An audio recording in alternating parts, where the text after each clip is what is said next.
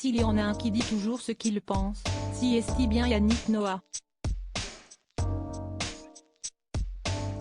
Déjà très expressif lorsqu'il était joueur de tennis, l'artiste de 62 ans n'a jamais usé de la langue de bois et si est certainement aussi pour cette franchise que les Français l'apprécient.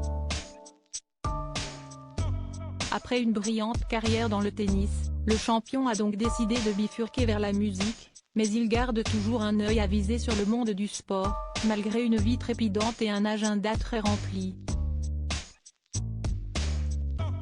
Père de 5 enfants de 3 femmes différentes, il parcourt le monde entier pour être avec les siens. Installé au Cameroun depuis plusieurs années maintenant, Yannick Noah revient souvent en France où il a encore beaucoup d'attaches. Quand il n'est pas en Jamaïque avec ses enfants ou au Brésil pour le magnifique mariage de son fils Joachim, l'interprète de Saga Africa est à Paris où il prépare la sortie de son prochain album. Ce week-end, il était l'invité de l'émission Europe 1 Sport pendant laquelle il a pu donner son avis sur un événement qui fait beaucoup polémique ces dernières semaines, la Coupe du monde de football au Qatar. Plusieurs mairies de grandes villes françaises, de Paris à Lille, ont indiqué qu'elles allaient boycotter la compétition en refusant d'installer des écrans géants. On en parle aujourd'hui, alors que ça fait 6 ans qu'il fallait en parler. Je me souviens en avoir parlé il y a quelques années, au début. Et puis bien entendu, c'était un peu Don Quichotte. Je me suis dit, je n'en parle plus, a lancé l'ancien tennisman sur les ondes d'Europe un samedi dernier.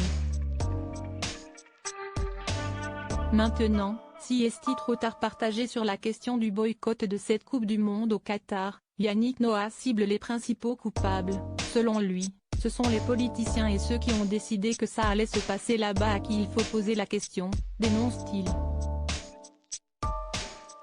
Maintenant, si est-il trop tard? On va regarder ou pas la télé, chacun fait ce qu'il veut. Tiraillé face à une situation complexe, alimentée par les nombreux rapports qui font état de corruption et de nombreux morts sur les chantiers de construction des stades au Qatar, Yannick Noah finit par donner son sentiment.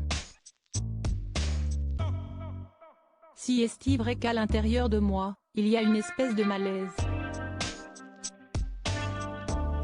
Il y a un malaise. Même me mettre devant la télé, il y a un malaise, il y a quelque chose qui ne colle pas. Faire une fête dans ces conditions-là. S'interroge-t-il, avant de conclure, j'ai des souvenirs de Coupe du monde extraordinaires. Là, si est-il le temps qui passe j'imagine, si est-il l'argent tout puissant à l'extrême. Ça me gêne.